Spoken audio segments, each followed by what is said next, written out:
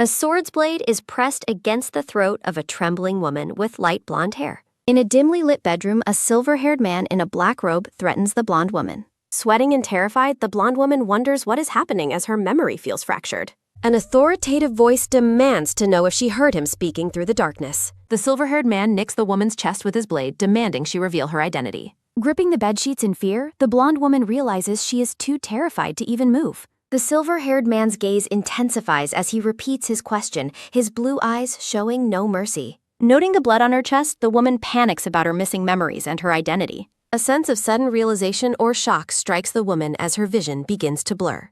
The silver-haired man looms as a fading silhouette, his threatening presence lingering in her fading consciousness. A blonde infant cries while a black-haired baby sleeps peacefully beside it in their shared swaddle. Shifting to a nursery, the woman observes the chaotic scene and wonders where she has been taken. A sudden, sharp scream echoes through the room as a woman clutches her face in absolute despair. Surrounded by worried maids, the blonde woman weeps hysterically while seated in an ornate dressing room. A brown-haired man bursts through the door, frantically asking if the newborn baby arrived safely. A maid confirms the birth with a hesitant expression, clutching her hands together nervously.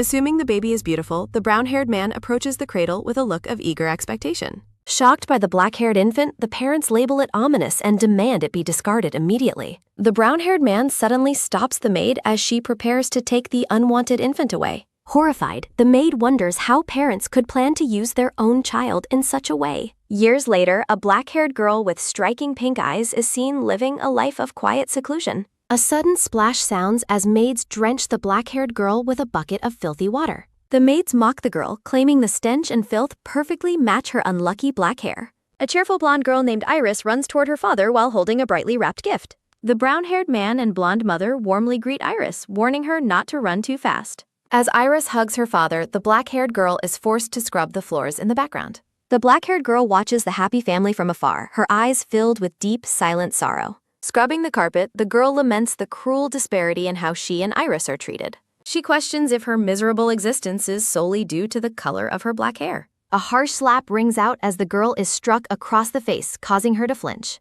The father berates the black-haired child, blaming her for Iris's minor injury, despite Iris standing safely behind. He spitefully declares that it should have been the black-haired girl who suffered the injury instead. The man strikes the girl again, his face twisted in rage as he vents his cruelty. Iris hides a malicious smile behind her hand while watching her sister being physically abused. Iris mocks the girl's wretched state as the protagonist realizes the full extent of this horror. A dark realization settles in as the narrator questions if this abuse has defined her entire life. The black-haired girl is summoned to stand before her seated family in a formal, oppressive study. Confusion fills the girl as she hears her father mention her taking the place of Lady Iris. Tapping a sealed letter, the father explains that the palace has requested a bride from their family. Sipping tea, Iris arrogantly tells the girl she should be grateful for the chance to live luxuriously. The father smirks, expressing his relief that this arrangement will finally secure the Bertrand family's future. The name of the family triggers a memory, making the girl wonder where she has heard it. She realizes the names match a novel she once read, while her father orders her to be useful. The mother clarifies that the girl will act as Iris's double in the novel's dangerous world. The girl inwardly worries that her distinct hair and eye color will immediately expose the deception. Looking downward, the black-haired girl contemplates the impossible situation her cruel family has forced upon her. The father reveals a small jewelry box containing a simple but glowing silver ring. As the girl puts on the ring, a magical shimmer transforms her black hair into vibrant gold. Now appearing blonde, the girl stares in silence at her hand, fully realizing her role as a substitute. The blonde woman and mother are stunned by the magical alteration of her appearance. Transformed into a blonde, the girl marvels at the golden color of her magical disguise. The green-eyed man proudly reveals he commissioned a master craftsman to create the artifact. As she slides the ring off her finger, a subtle magical shimmer begins to dissipate.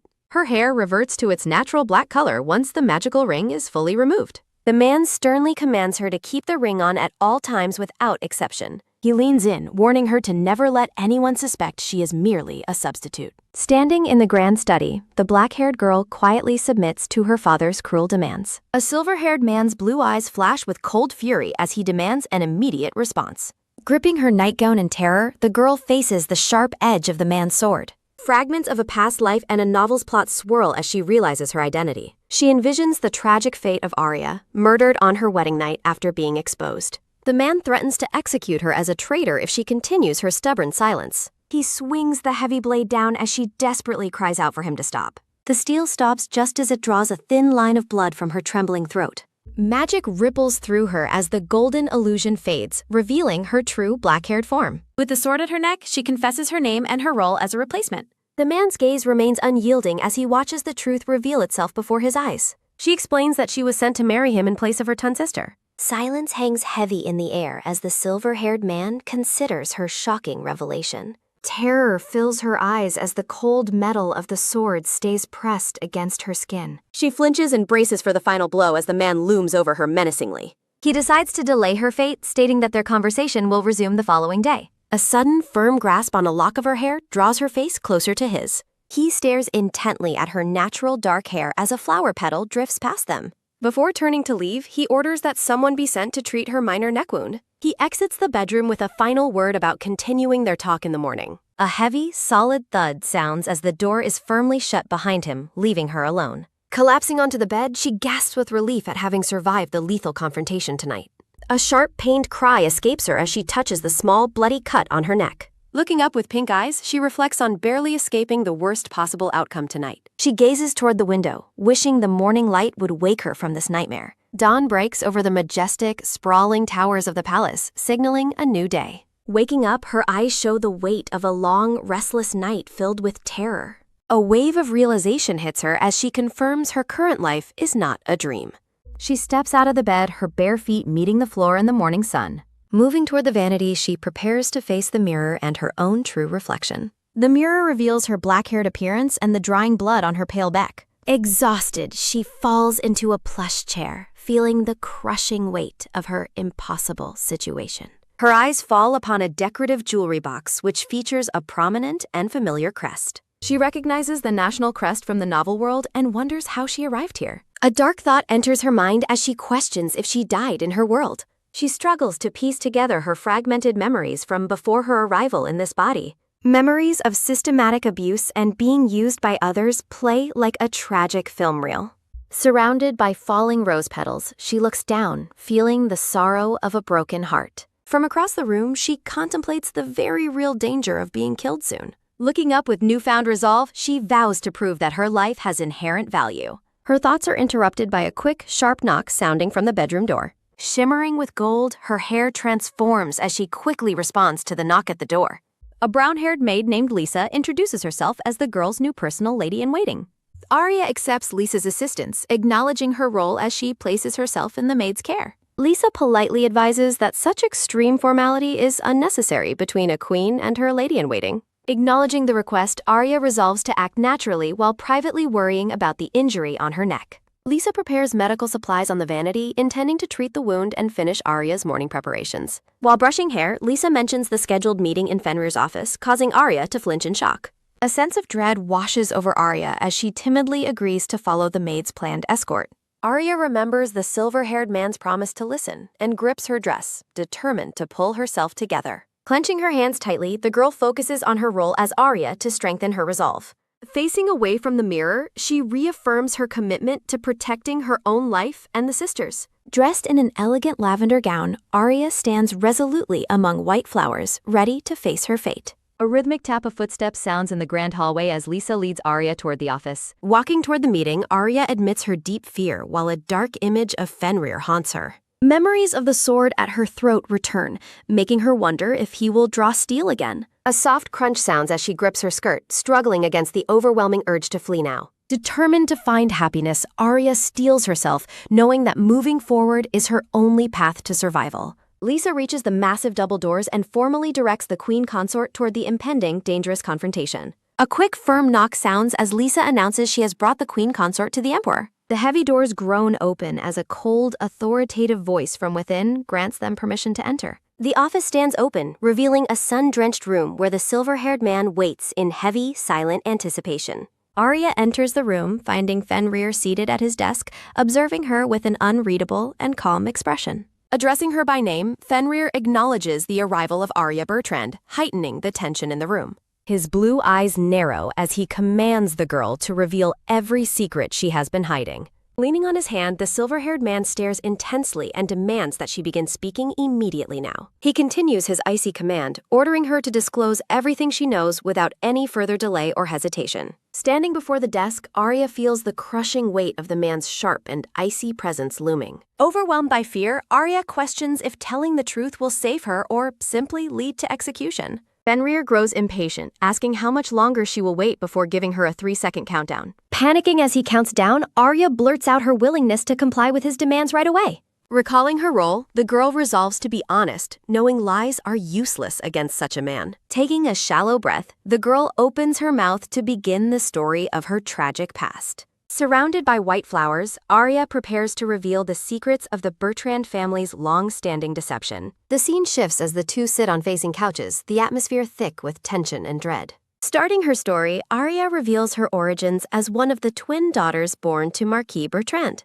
A dark notification appears, reflecting the sad truth that not a single person celebrated her birth. A sharp scrubbing sound rings out as a young girl's hands work tirelessly on a dark surface. Small and isolated, the black-haired girl is seen laboring alone in a vast, dark, and oppressive hallway. With dirt on her face, the child looks up with weary pink eyes, exhausted by chores. A sudden click sounds as a woman in a green dress enters, ordering to. The woman gasps and demands to know why the girl is loitering there, pointing an accusing finger. Falling hard onto the floor, the girl is berated by her mother for showing her unlucky hair. The Marquis swings his cane down, striking the child and asking how many times he must repeat.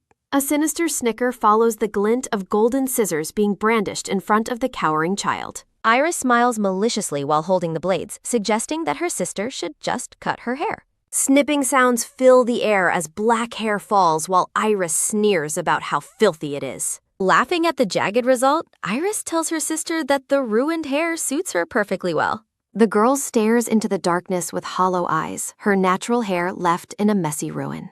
A splash of water signals the start of another chore as the girl washes clothes alone.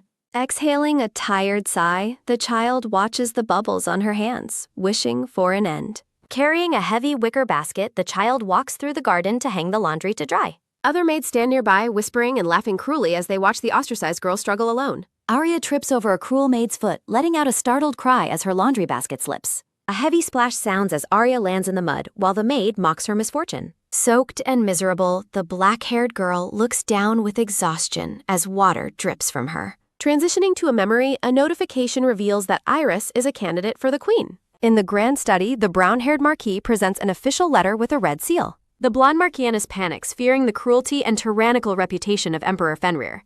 Crying out in distress, the woman insists she cannot bear to see her daughter unhappy. Marquise Bertrand smirks with a sinister glint, realizing this situation can be used for profit. Facing the cowering black-haired girl, the Marquis mockingly congratulates her for being useful at last. Arya's face remains shadowed and hollowed by the crushing reality of her family's dark intentions. Back in the present, golden-haired Arya concludes her story while the Emperor listens in silence. A silent tension hangs between them as Fenrir reflects on the Bertrand family's treasonous deception. Memories of Iris in luxury versus Arya's life of labor blur together in her mind. Fenrir leans back, noting that she is simply a stand-in for the intended bride. Looking up with emerald eyes, Arya waits anxiously for the man's response to her confession. A heavy silence follows as the contrast between Arya's current disguise and former self lingers. Fenrir's blue eyes remain icy and unreadable while he carefully considers his next move now. The Emperor's ornate uniform and deep red cravat catch the light in the quiet room. A sudden, sharp creak sounds as Fenrir opens the window to the bright morning light. Stepping out onto the stone balcony, the silver-haired man turns his back on the girl. He looks back over his shoulder with a calculating gaze, weighing the value of her. Visions of a happy Bertrand family and a wedding ring symbolize the fraud she represents. Fenrir remains stoic and silent, observing Arya from the balcony as the morning sun shines. Left alone on the blue couch, the girl feels small beneath the weight of his judgment. A firm, solid thud sounds as the Emperor shuts the glass doors and returns inside. Resuming the conversation, he deduces that a deeper scheme must be fueling her family's actions. He suddenly steps closer and tilts her face up, forcing her to meet his intense gaze. A quick, sharp grab sounds as he tilts her chin, catching her completely off guard now. Startled by his sudden touch, Arya looks up into his eyes with growing fear and confusion. He leans in close, warning that her true identity must be hidden from everyone but him. Arya's breath hitches as the man's hand stays firmly fixed on her pale, trembling face. She stammeringly agrees to his demands while his proximity remains overwhelming and threatening. Fenrir adds a final condition, ordering her to act as Iris Blanchard until further notice. Gripping her lavender dress in terror, Arya realizes the complexity of the role she must play. He whispers her new name directly into her ear, sealing her fate as a permanent substitute. Swallowing her fear, the girl acknowledges his command and pledges to follow his specific instructions. Fenrir skeptically questions if a mere substitute can truly learn to behave like a proper queen. Arya falters, knowing she was never taught the etiquette required for a person of her status. Images of wine being poured and noble training contrast with her past life as a servant. Red rose petals fall across a dark surface, symbolizing the end of her previous hidden life. Panic sets in as she envisions being starved or imprisoned if she fails her new master. A grim image of a guillotine represents the worst possible outcome if her secret is revealed. A cold shiver runs down her spine as the reality of her deadly situation becomes clear. Fenrir watches her changing expressions with a mix of curiosity and persistent cold suspicion. A low, dull creak sounds as he leans back against the couch, observing her every flinch. Slumping back into the cushions, the Emperor lets out a long and weary sigh of frustration. He flatly announces that her first order of business will be to undergo a queen's education. Arya is left stunned and speechless by this sudden prospect of formal royal training lessons. She panics internally, recalling how she was always terrible at studying and focusing on difficult tasks. Fenrir notices her visible distress and asks if she is dissatisfied with his latest royal decree.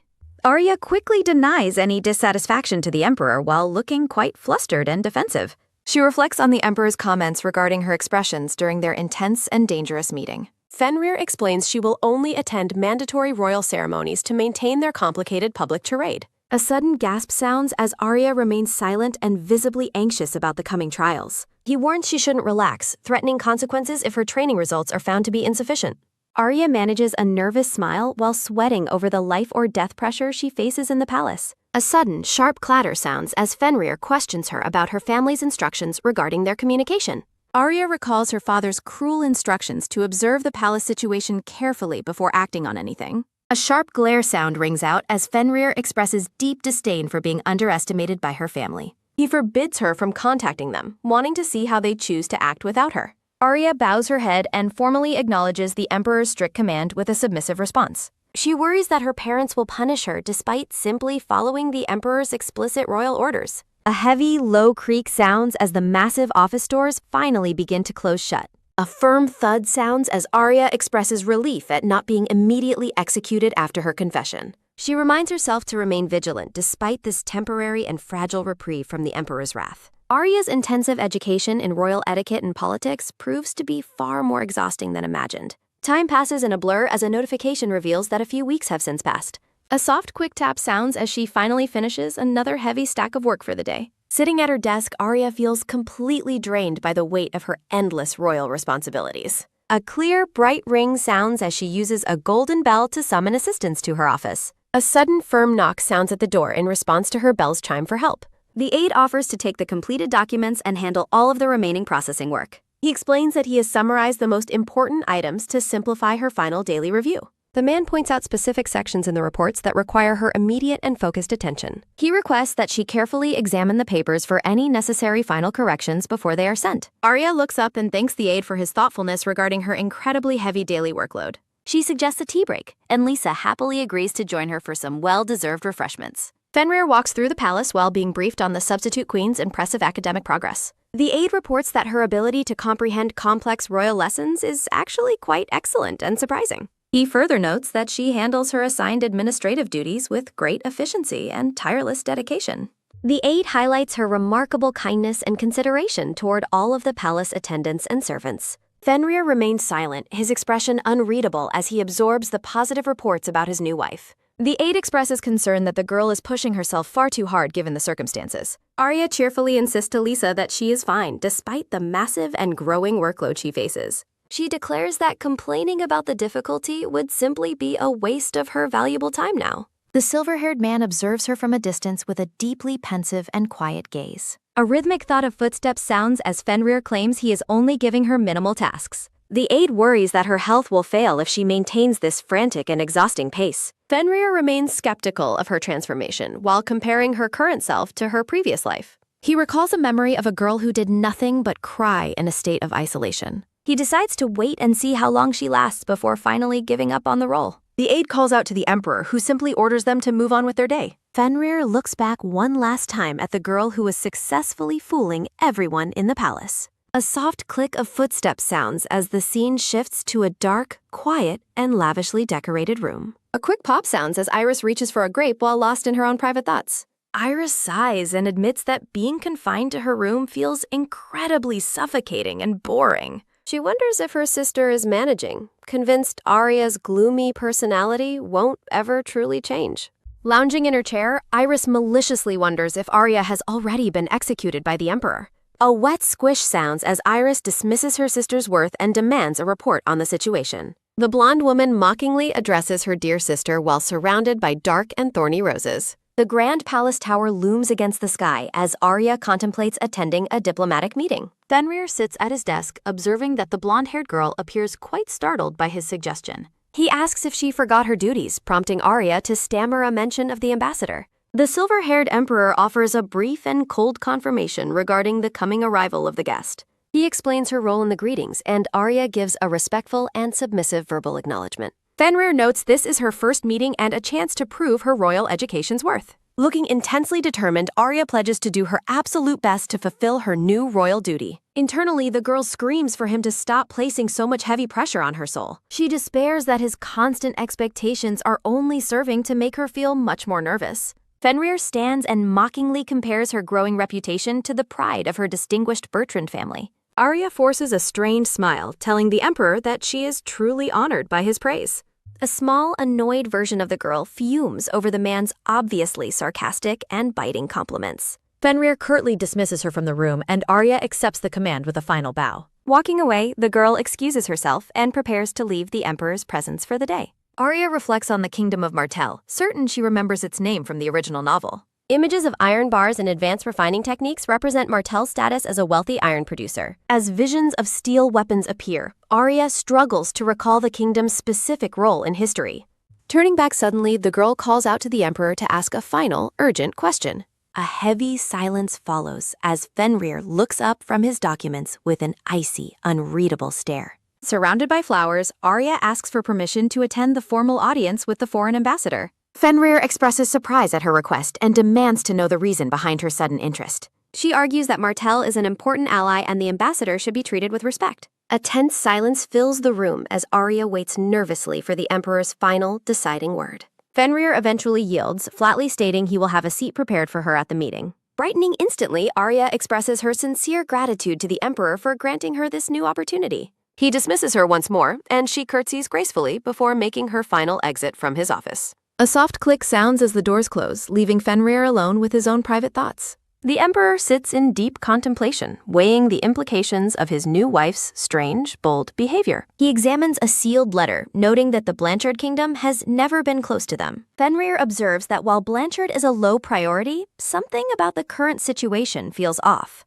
Back in her own office, Arya's aide offers to handle the remaining documents for her today. Lisa enters the room with a tray, announcing that the girls' afternoon tea has been prepared. Arya accepts the cup with a tired smile and thanks the maid for her attentive service. The girl's eyes light up as she notices the tea is remarkably sweet and quite delicious. Lisa explains she added extra sugar for energy, and Arya joyfully calls her a literal angel. Arya shudders at the thought of having tea with Fenrir, imagining him in a terrifying outfit. Despite the exhaustion, Arya admits to herself that she is actually starting to enjoy her work. She reflects on how this position allows her to hear the common people's genuine, honest voices. A warm smile crosses her face as she tells Lisa she is happy to be helping. The maid looks at the young queen with a kind and genuinely supportive expression of her own. Arya declares her intention to keep working hard for a bit longer to finish her tasks. Looking over the desk, Lisa gently advises the girl not to overexert herself during her studies. Arya pauses her work, her attention caught by a document featuring the Kingdom of Martell's crest. A sudden realization strikes her as she gazes at the paper with a look of growing shock. She remembers that in the novel's latter half, the Kingdom of Martell played a very dark role. Visions of fire and black flags represent a violent coup that devastated the Blanchard Kingdom's peace. Images of steel weapons revealed that Martell's refined technology was the key to the war's preparations. Arya's expression turns grave as the weight of this forgotten knowledge begins to settle in her. A sharp rustle sounds as she grips the paper, wishing she could recall the finer details. She suddenly questions if her own family was actually the one who instigated the bloody coup. Sitting at her desk, Arya tries to recall the secondary characters from the novel's original plot. Frustration sets in as she realizes her memory of the finer story details is failing her. She envisions the novel's original main couple and the tragic scene of her own character's death. A soft, tired sigh escapes her as she feels the overwhelming pressure of her uncertain future.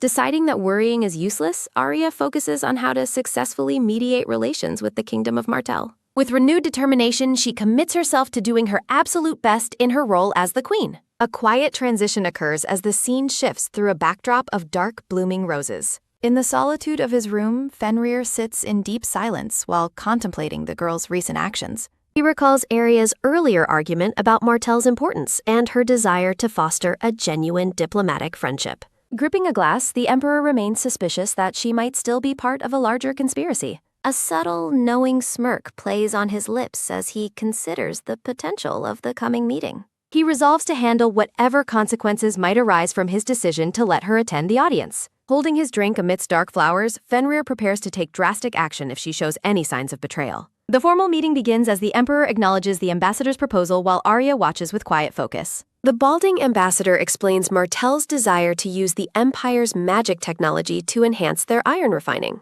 He proudly boasts about his nation's expertise in crafting high-quality weapons and armor for the region. A heavy, expectant silence falls over the table as Fenrir and Arya exchange a momentary, unreadable look. Fenrir points out Martell's true intention to sell their refined steel to other nations once production increases. The ambassador confirms this plan, noting that the steel trade remains his kingdom's primary source of wealth. He compares the emperor to a mirror that reflects the true nature of whoever stands before him. Fenrir leans back, his expression sharpening as he analyzes the deeper meaning behind the man's cryptic words. The ambassador suggests that if the reflection seems distorted, it is merely revealing the observer's own heart. The emperor's eyes narrow with intensity as he processes the bold and philosophical nature of the man's challenge. The atmosphere in the grand meeting room turns chillingly cold as the diplomatic tension reaches a breaking point. Arya's face pales in terror as the emperor suddenly reaches for the hilt of his massive sword. Fenrir draws the blade, declaring that iron must be hammered to change shape, terrifying the visiting ambassador.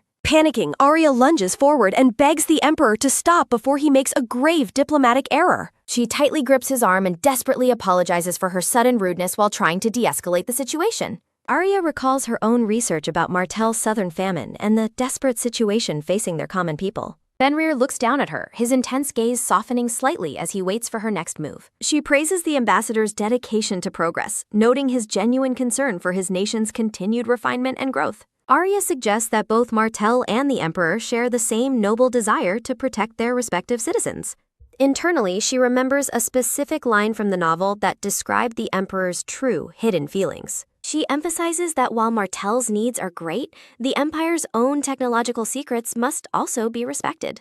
The ambassador enthusiastically agrees to prioritize the Empire's needs in exchange for their vital technological assistance. A long, tense silence follows as Arya waits for the Emperor's final judgment on her bold intervention. She remains convinced that maintaining a peaceful and strong alliance with Martell is the only path forward. Clasping her hands tightly, Arya silently pleads for the Emperor to give the struggling kingdom a chance. A sudden, firm thud sounds as Fenrir finally sheathes his blade and relaxes back into his chair.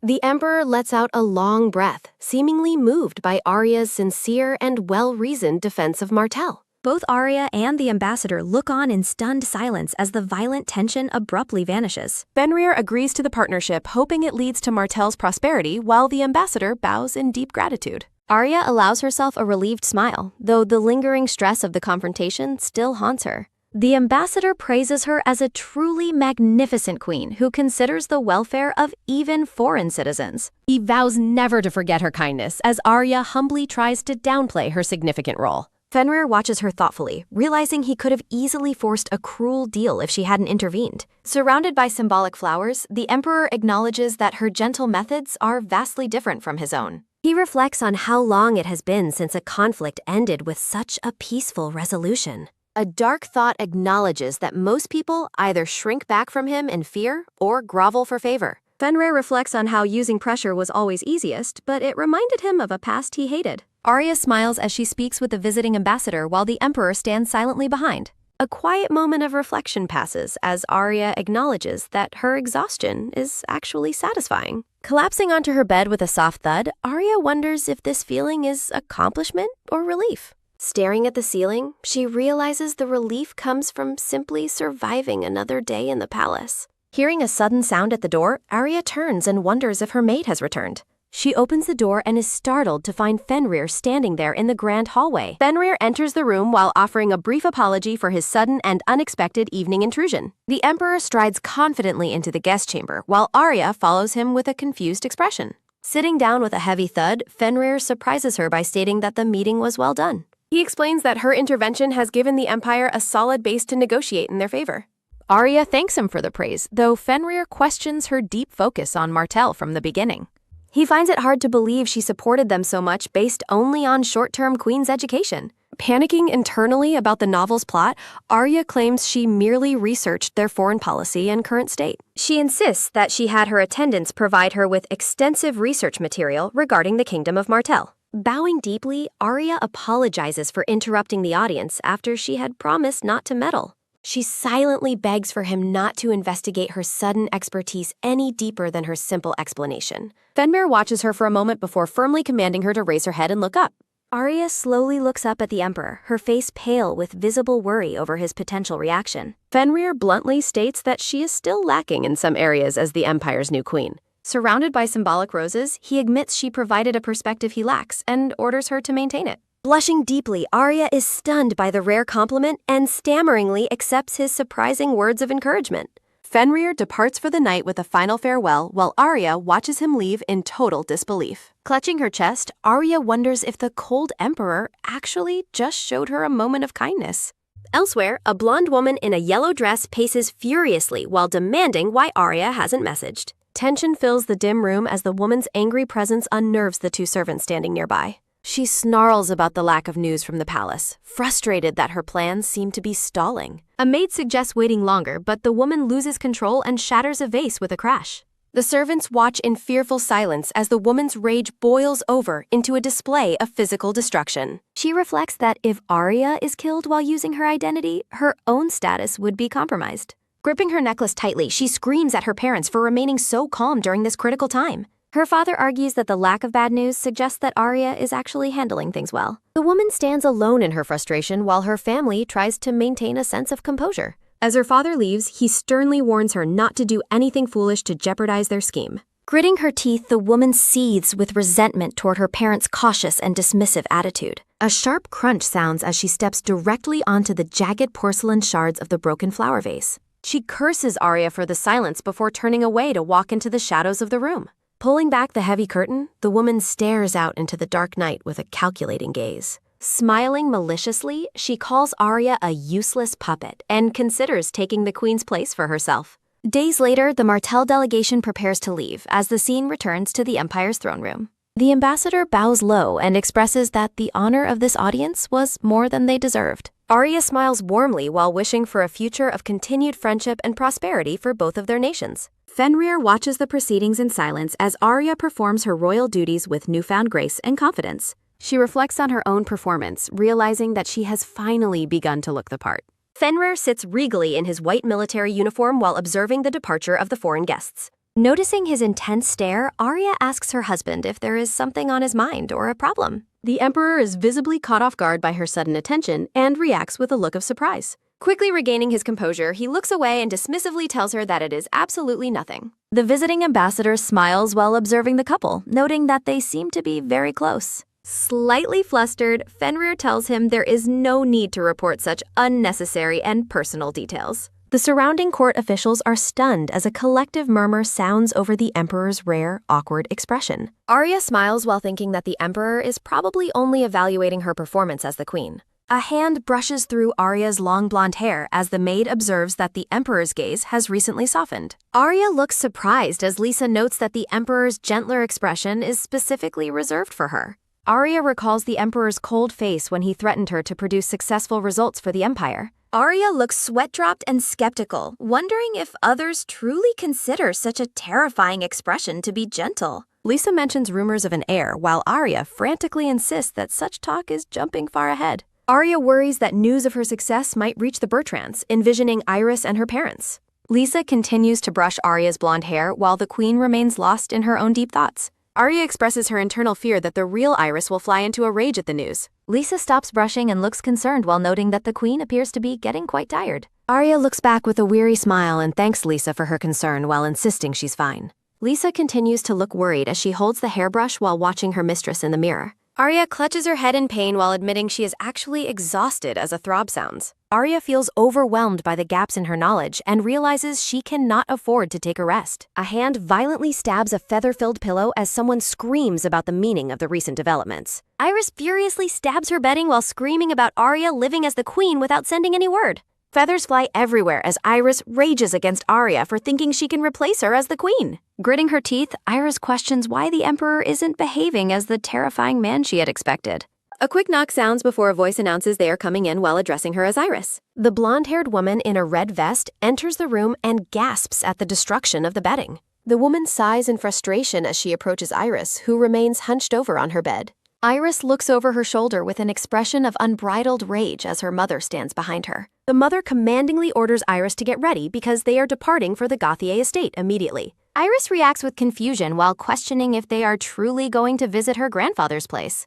The mother looks away sternly, ignoring her daughter's emotional outburst in favor of their upcoming plans. Iris screams at her mother while demanding to know if they have received any word from Arya. The mother explains that rumors suggest Arya is getting along well with the Emperor and cannot write. She gestures dramatically while confirming that Arya seems to be handling her royal role with unexpected success. Iris stares down with a dark and murderous expression as shadowy energy swirls around her in silence. The mother's voice rings out as she insists that Iris hurry up and get ready for departure. Close-up of the mother's face as she reminds Iris to never forget to wear her magic tool. Iris screams back in frustration while asserting that she is already well aware of the tool's importance. The mother leaves the room as Iris collapses in frustration surrounded by symbolic purple roses. A creak sounds as Iris sits on her bed before moving toward the vanity table in silence. A small clatter sounds as Iris picks up a dark jewelry box and stares at it intently. Inside the box sits a golden ring with a square blue gemstone that emits a magical glow. Iris puts on the ring as a golden magical aura begins to swirl around her body. The reflection in the mirror reveals that Iris's hair has turned dark brown while she stares coldly. Iris thinks about how Arya is merely a temporary stand-in who must be removed from her position. She grits her teeth while wishing for Arya to return her seat and disappear into a ditch. Iris insists to herself that she is the only person who is truly the golden-haired Iris. Back at the palace, a sharp scratch sounds as Arya diligently works on paperwork at her desk. Arya clutches her forehead in pain as a dull throb sounds while she struggles to stay focused. Lisa approaches with a worried expression and suggests that the queen looks pale and should take rest. Arya offers a weak smile and thanks her maid while finally agreeing to take a short break. A soft clatter sounds as Arya places her hands on the desk and attempts to stand up. Arya gasps in confusion as the room begins to blur and distort before her failing vision. A low hum sounds as Arya loses her balance and begins to collapse while sweat beads form. Lisa reaches out in a frantic panic as she watches the queen begin to fall toward ground. A heavy thud sounds as Arya faints onto the floor while Lisa screams for someone to help. A frantic voice cries out in panic for Her Majesty the Queen. Arya lies unconscious on the floor, surrounded by her scattered and ruined paperwork. Footsteps echo as the silver-haired emperor strides through the palace with a serious expression. A loud bang sounds as Fenrir forcefully pushes open the large bedroom doors. A maid bows while Fenrir arrives at the bedside of the resting queen. Fenrir sits in quiet vigil beside the sleeping Arya in the dimly lit room. The Emperor's cold gaze remains fixed on her while he watches her sleep. Arya remains deeply unconscious, her blonde hair spread across the white pillows. Narration notes that she maintained a confident facade while handling all her official duties. Arya is shown performing her royal role with grace alongside a foreign official. No signs of her hidden exhaustion were ever visible to those around her. She performed her duties perfectly, hiding the immense physical toll they took. Fenrir reflects that their limited interactions and brief words kept her struggle hidden. A look of inner conflict passes over him as he wonders why he feels worried. A heavy silence fills the chamber as Fenrir waits for her to awaken. A soft moan escapes Arya's lips as she begins to stir from her sleep. Arya lies still while the fog of unconsciousness slowly starts to lift. Fenrir watches closely as the queen's awareness begins to return to her. Fenrir notes how cold and fragile her thin hand feels in his own. He sits in contemplative silence while maintaining a gentle hold on her hand. Arya appears peaceful in sleep just moments before her eyes fully open. Green eyes flutter open as she faintly asks who is beside her. A sudden gasp sounds as Arya sits up and discovers the Emperor at her bedside. Arya winces as a sharp throb of pain pulses through her forehead. She looks around in confusion, wondering why she is currently in her bed. Arya reflects that her right hand felt strangely warm only a moment ago. In a chibi style, Fenrir bluntly informs her that she collapsed from overwork. Arya recalls the terrifying moment the world went black as she processed the news. She looks away and apologizes for the trouble she has caused the Emperor. Fenrir dismisses her apology with a single firm refusal as he looks away. Arya looks at him in shock, surprised by his dismissive and calm reaction. She nervously gathers her courage to ask him an odd and hesitant question. Fenrir looks at her steadily and asks what it is she wants to know. Arya hesitantly asks if he was by any chance holding her hand just now. Fenrir looks away and bluntly denies having any knowledge of what she means. Arya frantically apologizes and admits she was surely mistaken about the warm feeling. Narration reflects her inner certainty that he would never do something like that. A nervous laugh escapes as she brushes off the embarrassing thought of his kindness. Fenrir commands her to stay in bed and rest for the remainder of the day. A soft sound of surprise as Fenrir places a hand on her shoulder. Fenrir leans in closer while continuing to hold the queen's hand. A sudden gasp sounds as the dark-haired Arya panics about being seen. Fenrir assures her they are alone while holding her wrist with a firm grip. Fenrir's blue eyes are sharp and focused as he watches her intently. The dark-haired woman blushes under his intense and steady gaze. A soft rustle sounds as Fenrir reaches out toward her dark hair. Fenrir runs his fingers through her long, dark locks in a quiet moment. Fenrir commands her to remove the magic ring only when in his presence. He observes that using the magic tool constantly must put strain on her. Fenrir states that it would be a hassle if she kept collapsing like this. Fenrir orders the palace staff to keep everyone away from the queen until morning. Fenrir walks away while telling the resting Arya to get some proper sleep. Arya realizes the Emperor must have been the one to remove her magic ring. Arya thanks the Emperor as she continues to sit upright in her bed. Fenrir informs her she will join him in his private dining room for all future meals. Arya looks stunned by the Emperor's sudden and unexpected change in his behavior toward her. Fenrir turns his head slightly and asks if his instructions are perfectly clear to her. Arya quickly confirms her understanding, her expression still showing a hint of lingering surprise. Chibi Arya panics internally while wondering why the Emperor wants to eat with her privately. Fenrir urges Arya to recover her strength, leaving her shocked by his unexpected kindness. Arya collapses back onto the bed, completely overwhelmed by the Emperor's recent gentle actions. Arya reflects that his care contradicts the cold rumor she had heard about him. Arya notes that he didn't show any sign of hating her natural black hair color. Arya wonders why her natural black hair didn't provoke any disgust from the Emperor. The scene shifts to the Gauthier house in the neighboring kingdom of Elpre. Iris and her mother arrive at the grand estate as a loud creak sounds out. Iris rushes forward to greet her grandfather, Abel Gauthier, the current head of house. Abel welcomes Victoria back with a warm smile as the two family members reunite.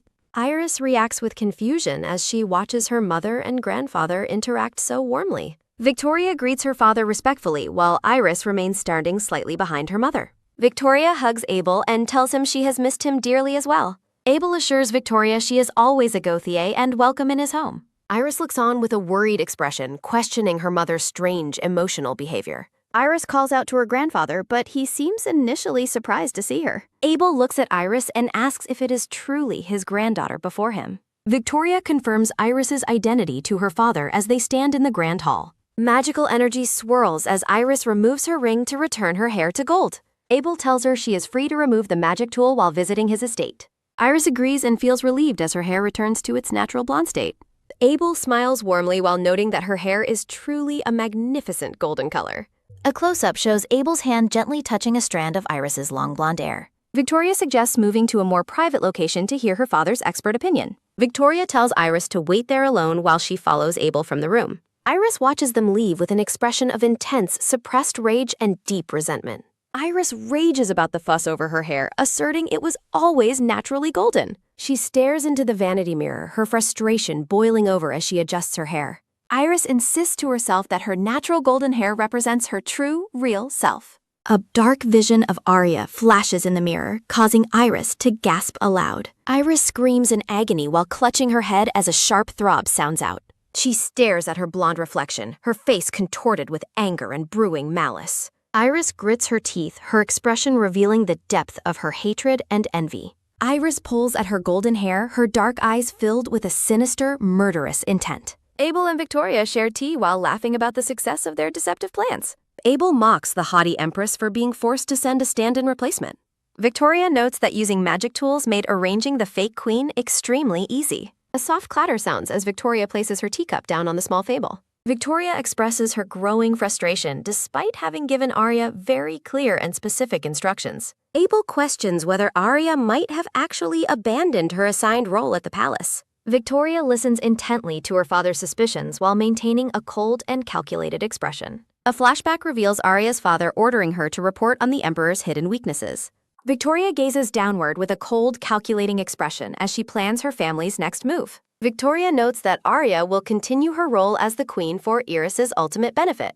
The dark-haired Arya bows her head and confirms her absolute understanding of the given orders. Abel expresses concern about being discovered, but Victoria trusts the magic tool to maintain the deception. Victoria recalls that Arya's natural black hair signifies a high level of innate magical power. Victoria reflects on Irys's weak magic, which makes wearing the transformation tool for long periods difficult. Abel asks if there have been any repercussions from the imperial family, and Victoria confirms there haven't. Abel remains quiet as he processes his daughter's news regarding the lack of imperial suspicion. Victoria looks startled as Abel suggests that there is a very natural reason for the Emperor's silence. Abel recalls how the Emperor arrogantly secured trade with a nation they had been targeting. Abel's face contorts with rage as he fumes over the Emperor's perceived arrogance toward his family. A loud clatter sounds as Victoria reacts to her father's sudden and intense outburst of anger. Abel closes his eyes and takes a deep breath to calm his rising temper during their meeting. Abel mentions hearing rumors that the Emperor and the Queen are actually on very good terms. Abel stands by the window while contemplating the implications of the couple's rumored close relationship. Abel orders Victoria to return and report immediately if Arya attempts to make any outside contact. Abel smiles sinisterly, noting that the current situation remains favorable to their family's secret plans. Victoria looks up in confusion, wondering what her father meant by his cryptic and unsettling remark. Abel dismisses Victoria, telling her to return to the capital and keep the impulsive Iris under control. Victoria reluctantly agrees to her father's order to lock Iris away if she refuses to obey. Iris screams in fury while holding a torn dress, enraged by her mother's sudden order to hide. Iris rages about her grandfather's apparent lack of interest in seeing her during her stay. Iris vents her boiling frustration, feeling like a prisoner while blaming all her problems on Arya. Iris stands in the center of her bedroom, which is now littered with torn clothes and jewelry. A heavy breath sounds as Iris stares ahead, her expression becoming increasingly wild and unstable. A sinister smile spreads across Iris's face as she claims to have come up with a plan. A soft rustle sounds as Iris stands amidst the wreckage of her room, looking strangely satisfied. A sharp slide sounds as Iris forcefully pulls back the heavy curtains of her bedroom window. A loud bang sounds as Iris flings the windows open and looks out with manic glee. A close-up shows Iris's mouth curled into a wide, unsettling grin as her plan takes shape. Iris looks forward with a chillingly happy expression, telling her sister to look forward to what's coming. Back at the palace, the blonde Arya sits at a lavishly set breakfast table, looking deeply uneasy. Arya glances sideways while sweating nervously, feeling the heavy weight of the Emperor's nearby presence.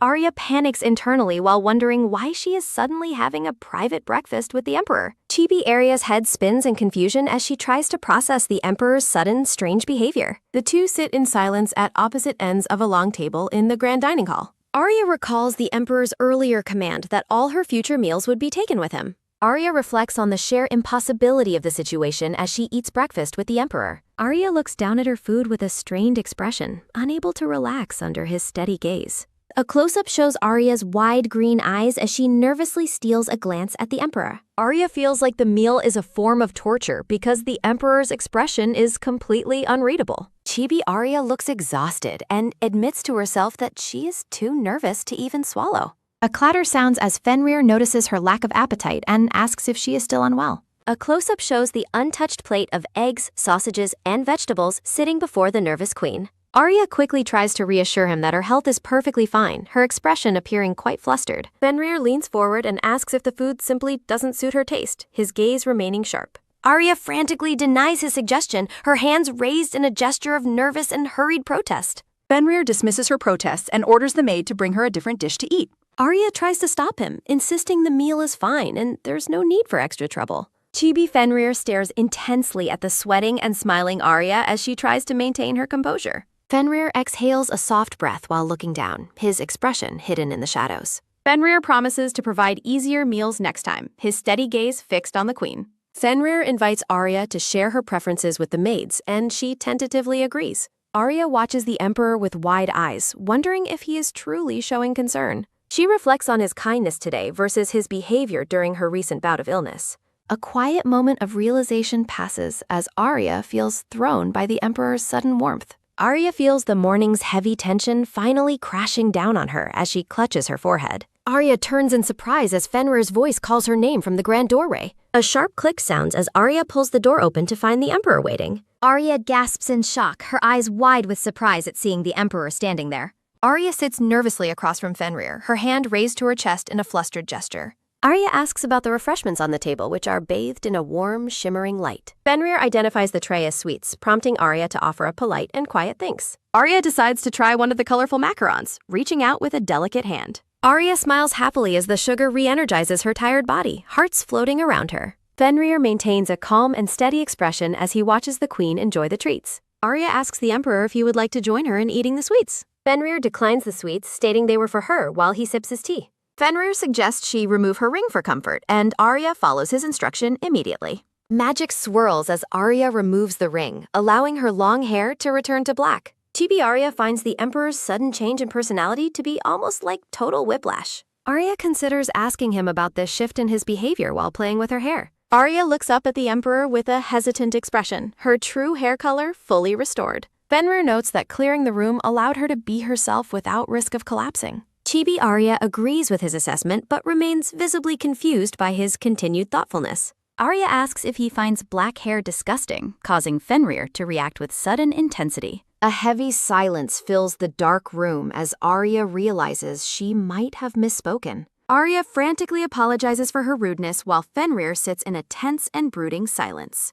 Fenrir reveals his deep-seated hatred for the custom of despising black hair, appearing pained. Arya looks at him with an expression of shock and bewilderment at his blunt admission. A close-up of Fenrir's mouth shows him remaining silent for a moment before continuing. Fenrir looks downward while explaining that his own mother possessed natural black hair. A flashback shows Fenrir was raised as heir because the queen could not bear children. People initially showed his mother respect because she was the mother of the future king. Fenrir recalls the two-faced nature of the nobles who insulted his mother behind her back. Young Fenrir stands alone and isolated, surrounded by the looming shadows of a hostile court. Arya looks at the Emperor with newfound understanding, her eyes filled with sympathy. She realizes his cold and ruthless persona was built to protect him from such betrayal. Fenrir reflects on the previous king's indifference, leading Arya to ask about his mother's love. Fenrir expresses his doubt that his father ever truly felt love for anyone at all. Young Fenrir sits alone in a dark room with his toys, feeling completely isolated. A soft rustle sounds as Arya grips her skirts tightly, feeling the weight of his loneliness. Fenrir abruptly ends the conversation, dismissing his past experiences as a completely pointless story. Fenrir stares intensely at Arya while stating that his lack of love extends to her. Arya reflects on her own experiences of being blamed for things beyond her control. She wonders if the Emperor has been enduring similar suffering throughout his entire life. Fenrir stands up from his chair and announces that it is time for him to go. A close-up shows a slight, almost imperceptible smirk on Fenrir's face as he turns away. Arya looks overwhelmed, her hand pressed to her head as she tries to process everything. Arya watches the closed doors of the room while reflecting on the Emperor's sudden departure. In his office, a butler informs the white-haired Fenrir that it is time for the annual kingdom visit. The butler asks if the queen will be joining him while the Emperor remains deeply contemplative. Arya is seen sleeping peacefully in her bed as the soft morning light enters the room. Fenrir decides he will travel to the Vagni kingdom completely alone during this upcoming yearly visit.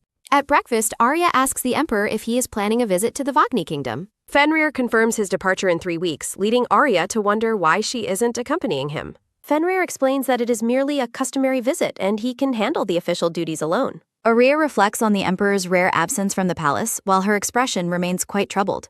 A close-up shows Fenrir's sharp blue eyes as he carefully observes the queen across the table. Fenrir promises to provide specific instructions to ensure she is not inconvenienced during his time away. Fenrir sips his tea while suggesting she dismiss her attendance if she wishes to be alone. Arya notices a significant and surprising shift in the Emperor's treatment toward her now. A sharp clacking sounds as the blonde Iris walks through the dark and silent palace hallway. Iris demands to know how much longer her parents plan to keep her locked up. Iris fumes over being restricted to the house even though she can finally leave her bedroom. Iris stops in her tracks as she hears muffled voices coming from behind a closed door. A voice mentions the Emperor's upcoming visit to the Vagni kingdom through the heavy door. Iris reacts with wide-eyed shock as she continues eavesdropping on the conversation from the doorway. Abel confirms that Fenrir will go alone this year, and Victoria agrees with a quiet nod. Iris peeks through the door with a sinister grin, realizing Arya will be alone and unprotected. A vision of the black-haired Arya appears surrounded by dark and thorny roses. Iris vows to punish the defective stand-in while a malicious expression spreads across her face. A quick tapping sounds as a hand knocks firmly on the wood of a bedroom door. A sharp click sounds as Abel pushes the door open and looks inside with surprise. The blonde Arya sits quietly in a chair while focused on reading a small green book. Arya offers a polite greeting to her father as he enters her room to see her. Arya places her hand on the book and mentions that she has already finished reading it. Abel offers to send up more books, but Arya asks for other ways to pass time. Abel suggests dresses or jewelry, but Arya reveals she wants something else besides those standard gifts. Arya asks for magic tools designed for children along with her requests for jewelry and dresses. Abel looks visibly taken aback by his daughter's unusual request for magical items meant for children. Arya smiles sweetly at her father while asking for his permission to have the magical tools. Abel agrees to summon a merchant, assuming that simple magic tools for children are completely harmless. Arya beams with a wide and happy smile while telling her father that she loves him. Arya's expression turns chillingly cold as she repeats her declaration of love after Abel leaves. Arya wonders why there is cake again today while sitting on the couch with the Emperor. Arya asks if the Emperor is attempting to tame her with food like a pet animal. Arya wonders if she is something to be killed or broken, while Fenrir scolds her thoughts. Fenrir smiles slightly and tells her that she never ceases to entertain him while acting as Arya. Chibi Arya wonders if he views her merely as a pet while she holds a fish. Fenrir sips his tea while reflecting on how she used to be just like a doll. Fenrir looks at Arya and wonders if it is possible for a person to change significantly. A soft steam rises as Arya looks up at the Emperor with a look of surprise. Arya asks if something is wrong, but Fenrir dismisses her concern by saying it is nothing. Fenrir holds out a decorative white box and tells Arya to hold out her hand. Fenrir gently places the small and ornate white gift box into Arya's open and waiting palms. Arya looks down at the gift box with a surprised and curious expression on her face. Fenrir tells Arya to open the gift and she tentatively prepares to see what is inside. A sharp click sounds as Arya opens the ornate box and reacts with sudden wide-eyed shock. Arya's face lights up with a joyful and wide smile as she sees the gift's contents.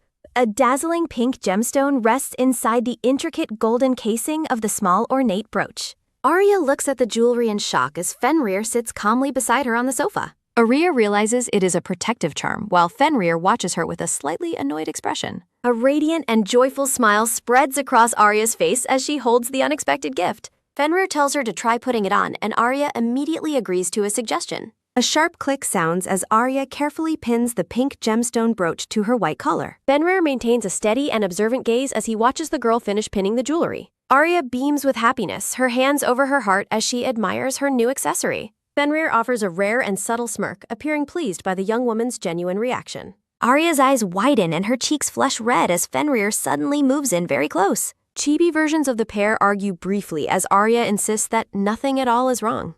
Arya touches the brooch while lost in a moment of deep and silent contemplation. A dark vision of blood splashing over a throat highlights the potential danger she faces. A close-up shows Arya's wide pink eyes reflecting her internal panic and sudden realization. Arya is visibly flustered as the silver-haired Emperor leans his face dangerously close to hers. Arya feels overwhelmed by his proximity as beautiful flowers bloom in the background of her thoughts. The two sit face to face in the quiet room as an intense and heavy silence grows. A hand reaches out with delicate fingers moving toward Arya's chin with a steady purpose. Fenrir gently tilts Arya's head upward, his fingers grazing her chin in a very intimate gesture. Arya remains frozen and speechless, her mouth slightly agape as the Emperor towers over her. Arya stares up at Fenrir with a look of pure bewilderment at his sudden physical contact. Fenrir tells her to get some rest as he prepares to head back for the mate. Arya bids the Emperor a polite goodnight as he walks away toward the large double doors. Arya stands alone in the room, reflecting on how startled she was by his sudden touch. Arya gazes out the window at the night sky, reflecting on receiving her first ever gift.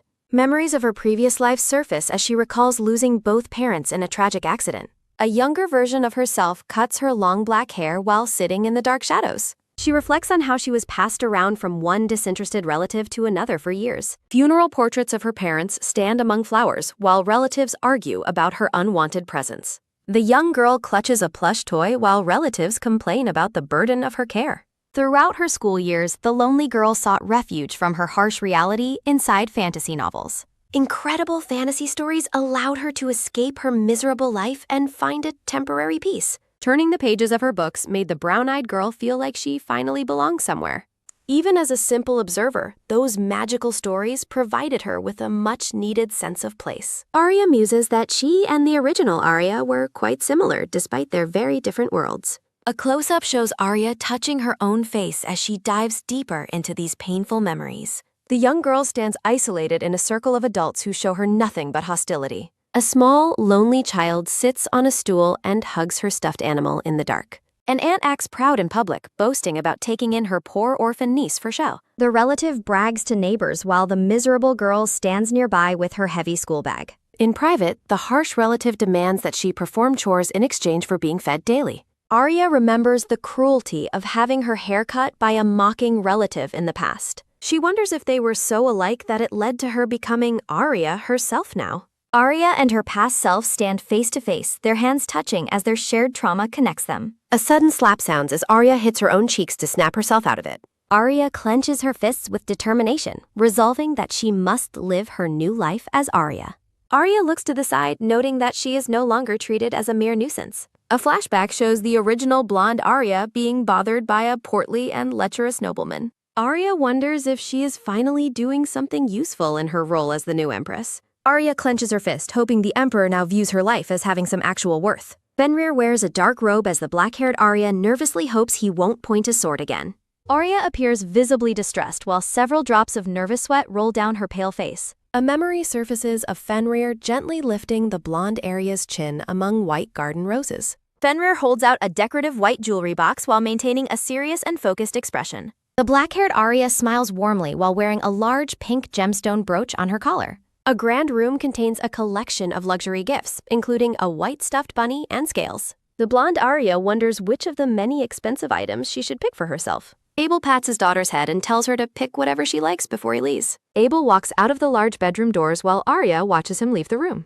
A dark shadow falls over Arya's face as a sinister smile spreads across her lips. Arya asks the merchant for the most expensive item and promises a reward for his help. Arya whispers to the merchant to keep their deal a secret in exchange for extra favors. The older merchant offers a sly smirk while signaling his agreement to the girl's secret plan. Arya leans in close to whisper her specific and hidden requests to the merchant in secret. A few days pass before the merchant returns to present a small and ornate black box. The merchant holds the jewelry box out while asking the lady for her thoughts on it. A sharp click sounds as Arya opens the ornate box and looks inside with a smirk. A close-up focuses on Arya's sharp green eye as she looks at the item she requested.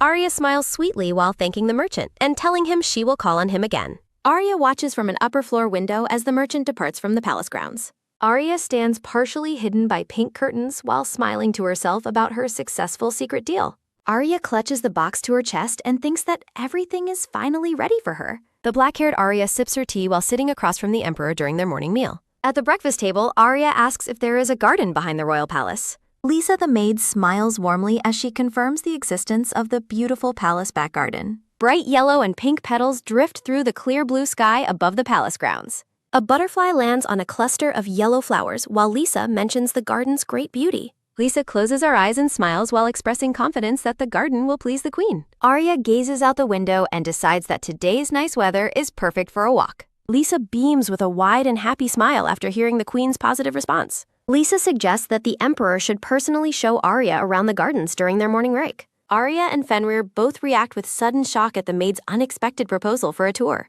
An aerial view shows the vast and intricate palace gardens filled with green hedges and fountains. A splash sounds as water cascades down the tiers of a large and ornate stone fountain. A white garden archway is covered in lush greenery and clusters of blooming pink roses.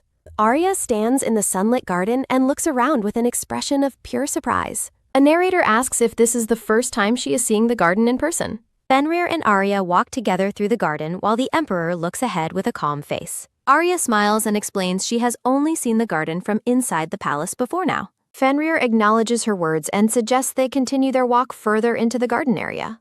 The pair walks down a stone staircase surrounded by large bushes of white garden roses. Fenrir stops and offers his hand to Arya while looking at her with a steady gaze. Chibi versions of the pair show Arya looking completely bewildered by Fenrir's sudden gentlemanly gesture. Arya stares at his hand with a blush while Fenrir waits for her to take it.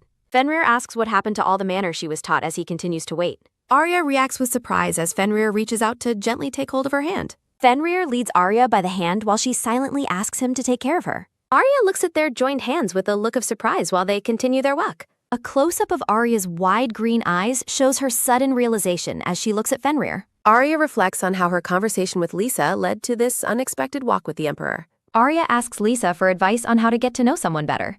Lisa asks if the person in question is the Emperor. Arya denies that there is anything strange about her curiosity. Arya reflects on how the Emperor has become much kinder lately. Arya wonders about his favorite things while Lisa finds her reaction adorable. Lisa suggests Arya speak to him directly and offers her support. Arya remains curious as the scene shifts to the garden. The pair sits together in the palace garden under a sunlit trellis. Arya reflects on the surprise of the maid's suggestion to the Emperor. A close-up highlights Arya's striking green eyes and her thoughtful expression. Fenrir notices the jewelry he gave her and maintains a focused gaze. Fenrir comments on her wearing the gift, and Arya confirms she is.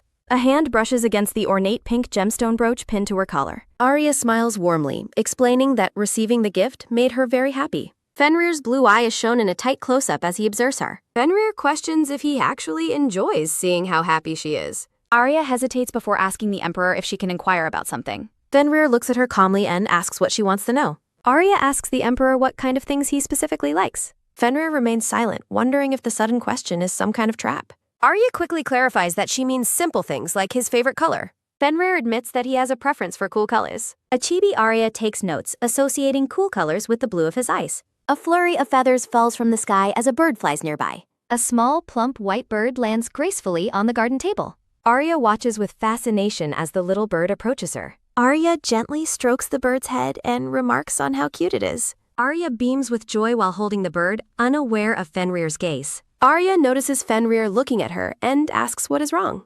Fenrir notes that she is making an interesting face at the bird.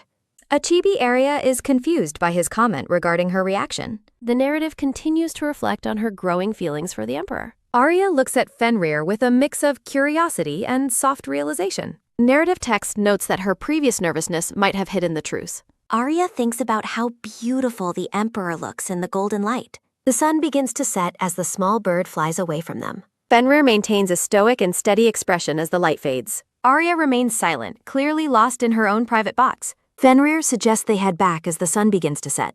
Arya silently wishes that they could have talked for just a bit longer. Fenrir begins to walk away, leaving Arya standing in the garden. Arya asks if he would join her for another garden walk soon. Fenrir looks back at her with a calm and unreadable expression. Fenrir tells her he might agree if he feels like doing so. A subtle and rare smirk appears on the silver-haired Emperor's face.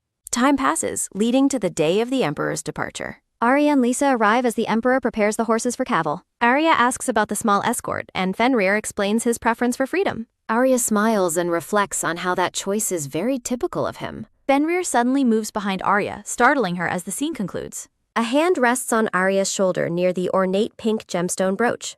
Fenrir leans in close to warn Arya that trouble could arise during his absence. Fenrir commands her to remain vigilant, and Arya gratefully acknowledges his concern for her safety.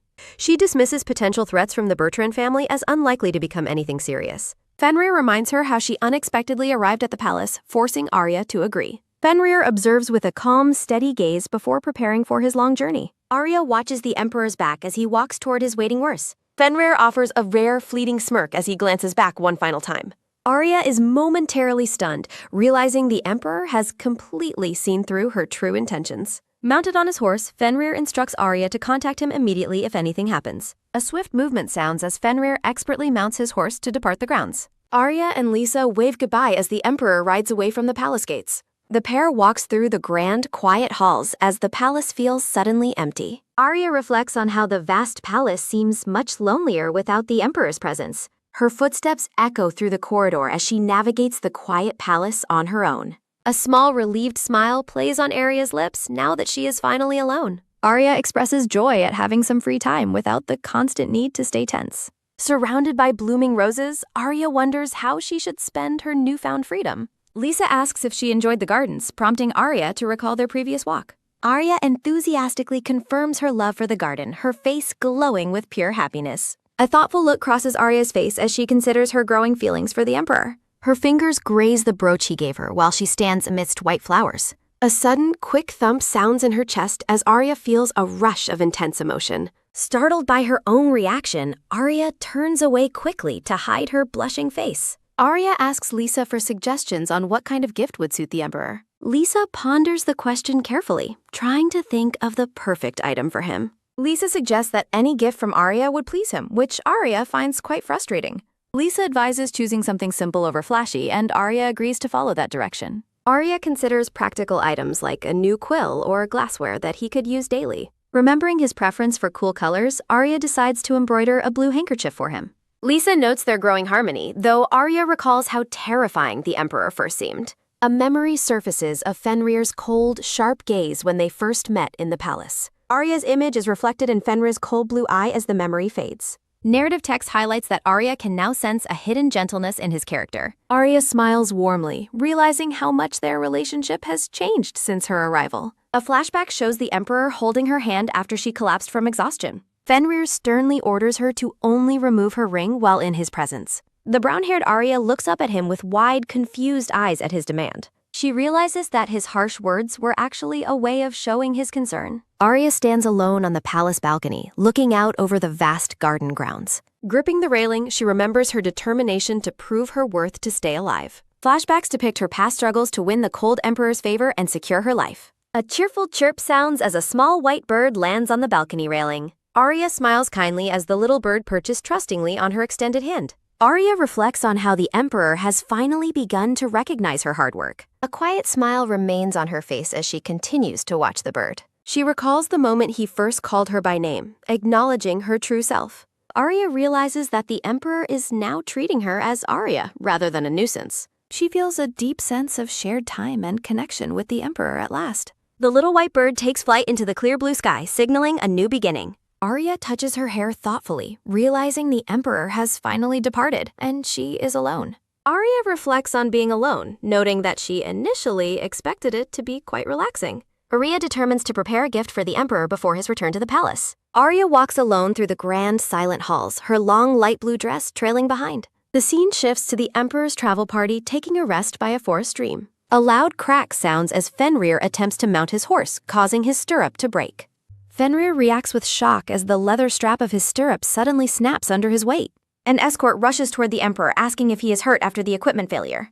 The brown-haired escort examines the broken strap, apologizing that the equipment was not properly checked. Fenrir stares at the broken leather in disbelief, noting it should not have snapped like this. Dark energy swirls as text notes that such an equipment failure has never happened before. A close-up shows the jagged, unnatural break in the leather strap, suggesting it was sabotaged. A hooded figure watches through a dark window while activating a glowing red magical device. The hooded figure enters the palace, surrounded by swirling wisps of ominous and dark magic. A sudden gust sounds as the cloaked person moves swiftly through the quiet, moonlit palace. The hooded woman pants heavily, the strain of using magic visible on her sweating face. An escort greets the lady, noting her arrival and commenting on how hard she works people. A clink sounds as the woman pays the man a pouch of coins for his assistance. The man stops at a distance, warning that getting any closer would raise too much suspicion. The man asks the hooded woman how exactly she plans to sneak into the palace grounds. The hooded woman reveals her face and claims that Arya is merely a stand-in for her.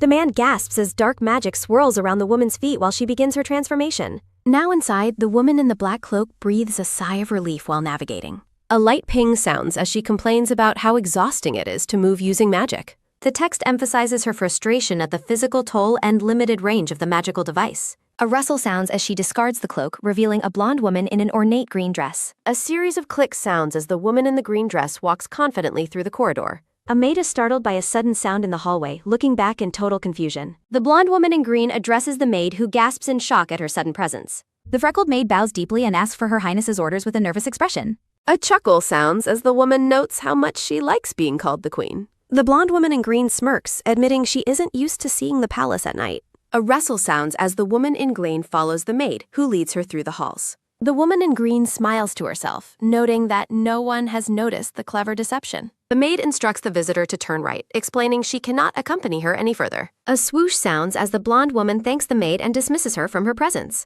A snicker sounds as the woman remarks on how disappointingly easy it was to sneak in. Narrative text emphasizes the woman's belief that she is the true mistress of the palace. A series of knocks sounds on the ornate white and gold doors of Arya's chambers. Arya looks up from her reading in surprise as someone interrupts her quiet evening. Arya wonders who could be visiting at such a late hour, guessing it might be Lisa.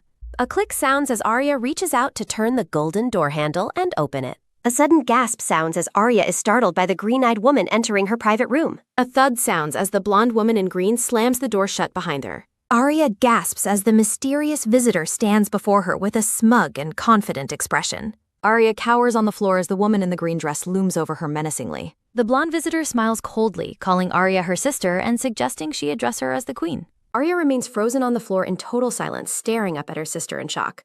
A swish sounds as the visitor leans in close, mocking Arya for her lack of words. The sister asks if Arya is enjoying her life as an imposter without sending any word home. Iris pins Arya down, demanding to know how long she plans to keep that hair color as a sharp, sudden tug sounds. A metallic clatter sounds as the golden ring falls onto the ornate, patterned red carpet. Arya lies on the floor in shock as her hair transforms back to its natural black. A sharp click sounds as Iris smirks coldly, her green eyes filled with a cruel and triumphant satisfaction. Iris pins Arya down, claiming she is the only golden-haired Iris while demanding that her sister hurry up. Iris shouts that Arya has no right to be happy and looks best wallowing in misery with her black hair. A memory surfaces as Arya recalls how miserable she felt while scrubbing floors in her past life as a servant. The memory continues, showing Arya lying exhausted on the ground after being pushed past her limit. Arya decides that she has suffered more than enough already, her mind finally beginning to push back against the abuse. Determination flares in Arya's pink eyes as she prepares to finally confront her cruel sister.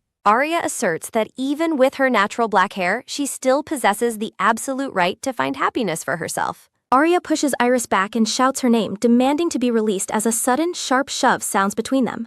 Arya reaches out across the floor, desperate to retrieve the precious ring given by the Emperor. A tense, sharp creak sounds as Arya's gaze hardens with a newfound and fierce resolve. Furious that Arya used her name, Iris pulls her hair and demands respect, while a pained, audible gasp sounds. A heavy thud sounds as Iris ruthlessly pins Arya's head, attempting to force her into submission. A mocking laugh sounds as Iris finds it ridiculous that Arya actually started believing she was the true queen. Iris continues to insult Arya's disgusting black hair while pulling it violently as a harsh, grating scrape sounds. Startled by Arya's intense gaze, Iris demands to know what the sudden, defiant look in her sister's eyes means. Arya begins to speak with a low, steady voice, demanding that Iris answer her question and tell her the truth. Looking directly at her sister, Arya asks if the only reason she is hated so intensely is because of her hair. Iris is momentarily stunned into silence, her face contorted with shock at being confronted so directly. Arya questions if things would be different if her hair weren't black, highlighting the sheer irrationality of her sister's hatred. Iris shouts that she would still hate Arya regardless and calls her a stand-in doll as a sharp yank sounds. Iris mocks Arya's quiet voice, leaning in close to emphasize how little she cares for her sister's desperate words. With a sudden, explosive surge of power, Arya declares she is no longer a doll as a loud, magical roar sounds. A sudden, blinding flash sounds as a burst of light erupts from Arya, leaving a shocked Iris reeling in terror.